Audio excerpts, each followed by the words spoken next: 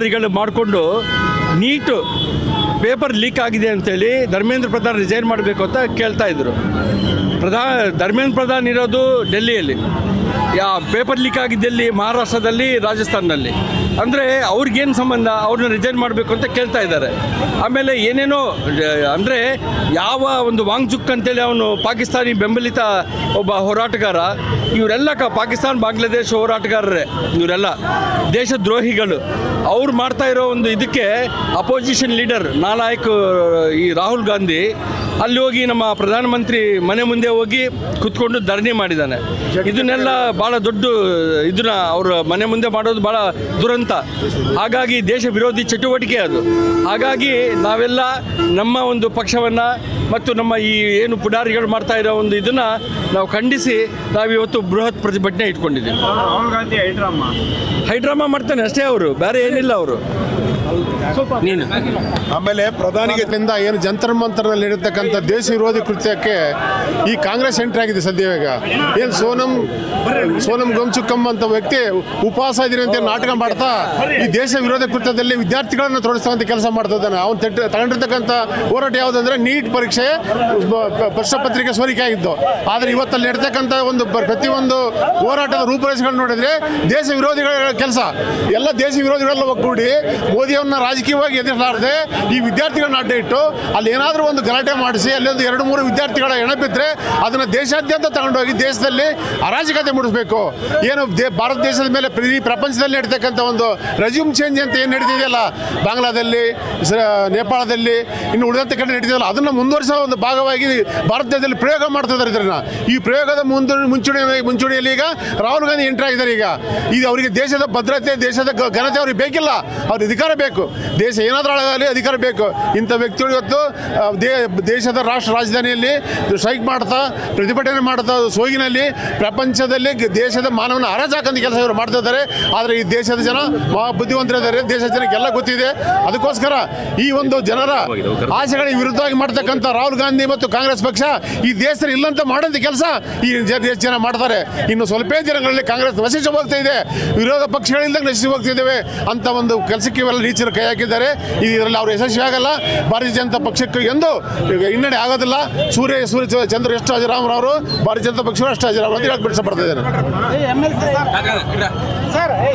ಇವತ್ತಿನ ಬಳ್ಳಾರಿ ಜಿಲ್ಲಾ ಕೇಂದ್ರದಲ್ಲಿ ಪ್ರತಿಭಟನೆ ಏನಂತ ಹೇಳಿದ್ರೆ, ಇವತ್ತು ದಿಲ್ಲಿಯಲ್ಲಿ ವಿದ್ಯಾರ್ಥಿ ಜಂತರ್ ಮಂತರ್ ಅನ್ನುವಂಥ ಪ್ರದೇಶದಲ್ಲಿ ಇವತ್ತು ವಿದ್ಯಾರ್ಥಿಗಳ ಹೆಸರಲ್ಲಿ ರಾಜಕೀಯ ಹೋರಾಟವನ್ನು ಮಾಡ್ತಾ ಇರುವಂಥ ಕಾಂಗ್ರೆಸ್ ಪಾರ್ಟಿ ಮತ್ತು ಕಮ್ಯುನಿಸ್ಟರಿಗೆ ಇದು ಬಹಳ ಹೇಯ ಕೃತ್ಯಕ್ಕೆ ಕೈಗೊಂಡಿದ್ದಾರೆ. ವಿದ್ಯಾರ್ಥಿಗಳನ್ನು ನೀವು ನೀಟ್ ಪರೀಕ್ಷೆಗೆ ಅಂತೇಳಿ ಕರೆದು ದೇಶದ್ರೋಹಿ ಭಯೋತ್ಪಾದಕರ ಕೆಲಸಕ್ಕೆ ತೊಡಗಿಸುವಂಥ ನಾಯಕರ ಜೊತೆ ಅವರನ್ನು ಮಿಂಗಲ್ ಮಾಡ್ತಾ ಇದ್ದಾರೆ. ಹಾಗಾಗಿ ಇಂಥ ಒಂದು ದುಷ್ಕೃತ್ಯ, ಕಾನೂನು ಸುವ್ಯವಸ್ಥೆ ಹದಗೆಟ್ಟಿದೆ.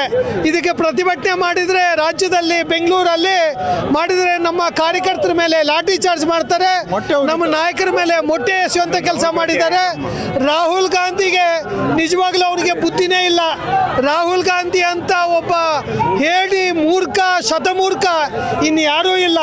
ಇಂಥ ಒಂದು ದುಷ್ಕೃತ್ಯವನ್ನು ಖಂಡಿಸಿ ಇವತ್ತು ಬಳ್ಳಾರಿಯಲ್ಲಿ ಬಿಜೆಪಿಯ ಕಾರ್ಯಕರ್ತರು, ಸಾರ್ವಜನಿಕರು ಪ್ರತಿಭಟನೆಗಳಿದ್ದಾರೆ. ಮೋದಿ ಬಗ್ಗೆ ತುಂಬಾ ಇದು ಮಾಡೋದು ಅದ್ರ ಬಗ್ಗೆ ಸರ್. ಅದಕ್ಕೆ ನರೇಂದ್ರ ಮೋದಿ ಅವರು ವಿಶ್ವದ ನಾಯಕ. ನರೇಂದ್ರ ಮೋದಿ ಅವರನ್ನ ಒಬ್ಬ ರಾಜಕೀಯವಾಗಿ ಎದುರಿಸೋದಕ್ಕೆ ಕೈಲಾಗದೆ ವಿದ್ಯಾರ್ಥಿಗಳನ್ನ, ಯುವಕರನ್ನ ಕೈ ಬಿಡುವಂತ ಕೆಲಸವನ್ನ ಮಾಡ್ತಾ ಇದ್ದಾರೆ. ವಿದ್ಯಾರ್ಥಿಗಳನ್ನ, ಯುವಕರನ್ನ ಎತ್ತಿ ಕಟ್ಟುವಂತ ಕೆಲಸ ಮಾಡ್ತಾ ಇದ್ದಾರೆ. ಅವ್ರದ್ದು ಟಾರ್ಗೆಟ್ ನೀಟ್ ಪರೀಕ್ಷೆಯನ್ನು ಸರಿ ಮಾಡೋದಲ್ಲ, ಅವ್ರದ್ದು 28ರಲ್ಲಿ ಚುನಾವಣೆಯನ್ನ ಹೇಗೆ ಗೆಲ್ಲಬೇಕು ಅಂತೇಳಿ ಕುತಂತ್ರವಾದವನ್ನ ಮಾಡೋದಕ್ಕೆ ಇವತ್ತು ನಿಂತಿದ್ದಾರೆ. ಹಂಪಿ ರಮಣ ಅಂತ ಹೇಳ್ಬಿಟ್ಟು ಬಳ್ಳಾರಿ ಜಿಲ್ಲಾ ಮಹಿಳಾ ಮೋರ್ಚಾ ಅಧ್ಯಕ್ಷರು ಮಾತಾಡ್ತಿರೋದು. ಇವತ್ತು ನಾವು ಪ್ರತಿಭಟನೆ ಯಾಕೆ ಮಾತಾಡ್ತೀವಿ ಅಂತ ಎಲ್ಲರಿಗೂ ಗೊತ್ತು.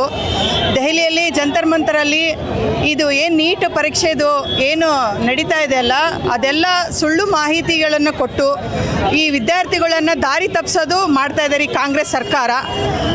ಅದಕ್ಕೆ ಅವರು ಪ್ರಚೋದನೆ ಮಾಡಿ, ಅವರು ಅದರಲ್ಲಿ ಅರ್ಧ ಜನ ವಿದ್ಯಾರ್ಥಿಗಳೇ ಅಲ್ಲ, ಬೇರೆ ಬೇರೆ ಕಾಕ್ರೋಚ್ ಅಂತ ಒಂದು ಸಂಸ್ಥೆಗಳನ್ನ ಎಲ್ಲರನ್ನೂ ಜೋಡಿಸ್ಕೊಂಡು ಅವರು ಈ ಥರ ಪ್ರತಿಭಟನೆಗೆ ನಮ್ಮ ವಿದ್ಯಾರ್ಥಿಗಳಿಗೆ ಪ್ರಚೋದನೆ ಮಾಡಿ ದಿಕ್ಕು ತಪ್ಪಿಸೋಂಥ ಕೆಲಸ ಈ ಕಾಂಗ್ರೆಸ್ ಸರ್ಕಾರ ಮಾಡ್ತಾ ಇದೆ.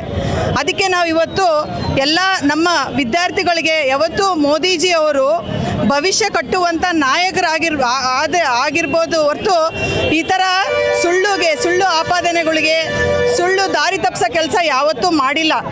ಆದ ಕಾರಣ ಇವತ್ತು ನಾವೆಲ್ಲರೂ ಸೇರಿ ಬಳ್ಳಾರಿಯಲ್ಲಿ ಒಂದು ಪ್ರತಿಭಟನೆ ಮಾಡೋದು ಇಷ್ಟೇ. ವಿದ್ಯಾರ್ಥಿಗಳು ಎಚ್ಚೆತ್ಕೋಬೇಕು. ಯಾಕಂತಂದರೆ ಈ ಸುಳ್ಳು ಪ್ರಚಾರಕ್ಕೆ ಅವರು ತಲೆಗೂಡಿಸ್ದೆ ಅವ್ರ ಕೆಲಸ ಏನು ಮಾಡಬೇಕೋ ಕಾರ್ಯಗಳು ಮಾಡಿಕೊಂಡು ಅವ್ರ ಜೀವನನ ರೂಪಿಸ್ಕೊಳ್ಬೇಕಂತ ನಾನು ಹೇಳಕ್ಕೆ ಇಚ್ಛೆಪಡ್ತೀನಿ. ಈ ಪ್ರತಿಭಟನೆ ಯಾವತ್ತಿಗೂ ನಾವು ಹೋರಾಟ ಮಾಡೇ ಮಾಡ್ತೀವಿ. ಯಾಕಂತಂದರೆ ಭವಿಷ್ಯದ ರೂಪಿಸೋದು ನಮ್ಮ ವಿದ್ಯಾರ್ಥಿಗಳು ಏನಾದರೂ ತೊಂದರೆ ಆದರೆ ನಾವು ಸುಮ್ಮನೆ ಕೂಡಲ್ಲ ಅಂತೇಳಿ ನಾವು ಎಚ್ಚರ ಕೊಡ್ತಿದ್ದೀವಿ. ಆಮೇಲೆ ಕಾಂಗ್ರೆಸ್ ಅವ್ರಿಗೆ ಕೂಡ ನಾವು ಏನು ಎಚ್ಚರ ಕೊಡ್ತಿದ್ದೀವಿ ಅಂತಂದರೆ ಈ ಥರ ಕೆಲಸ ಮಾಡೋದ್ರಿಂದ ಅವ್ರಿಗೆ ಏನು ಬರುತ್ತೆ, ಅವರು ಯಾಕಂತಂದರೆ ಅವ್ರಿಗೆ ಏನು ಅಂದರೆ ಭವಿಷ್ಯದ ಬಗ್ಗೆ ಅವ್ರಿಗೆ ಆಲೋಚನೆ ಇಲ್ಲದವ್ರೆ ಈ ಥರ ಮಾಡ್ತಿರೋದಂತ ಹೇಳೋಕ್ಕೆ ನಾನು ಇಷ್ಟಪಡ್ತಿದ್ದೀನಿ. ಈ ಹೋರಾಟ ನಿಲ್ಲಲ್ಲ, ಇದು ನಮಗೆ ನ್ಯಾಯ ಸಿಗೋವರೆಗೂ ಹೋರಾಟ ಮಾಡ್ತೀವಿ. ಧನ್ಯವಾದಗಳು. ನಂಬರ್ ಕೊಡಿ.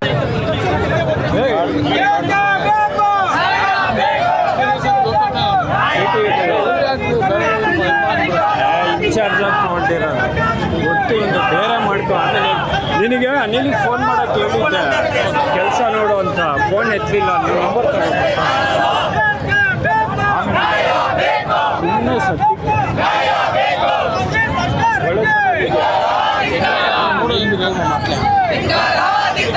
ಫಸ್ಟ್ ವಿಜುವಲ್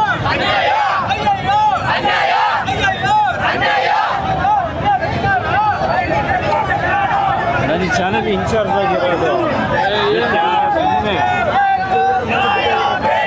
ಬಿಟ್ಟೋಗೋರೆ ಅಲ್ಲ ಕಣೋ, ಬೇರೆ ಕೆಲಸ ಇರೋದು.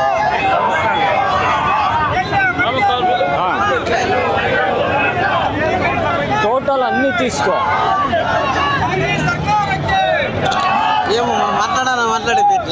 లేదు ఫస్ట్ వాళ్ళు తెలిసి చెప్పా మాట్లాడతామని చెప్తున్నారు ఊళ్ళో. ఫస్ట్ వాళ్ళు కానీ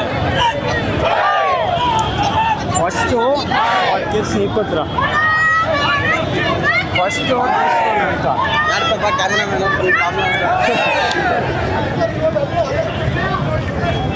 వీడిదే అప్పకంతా జనాలు చూడు.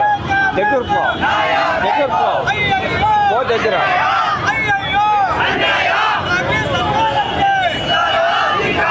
అట్లే పో.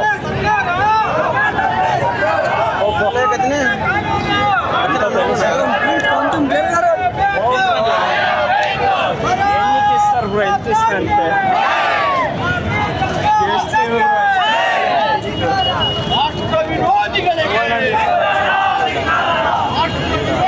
సువర్ణ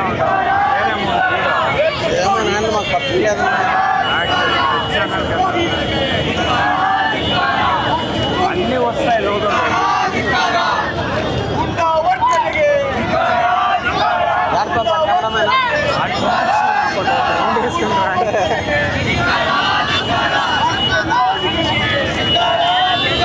అంతా మన ఫ్రెండ్ ఎవడో మా ఇంటి దగ్గర ఉండేవాడు, వాడు ఒకే ముట్టాను నా ఈ ఛానల్లో ತುಂಬ ಜನ ಬಿಟ್ಟೋಗೋರು, ನೀನೇನಕ್ಕೋ ಬಂದೆ ಸಂಬಳ ಕೊಡಲ್ಲ ಅಂటున్నాడు.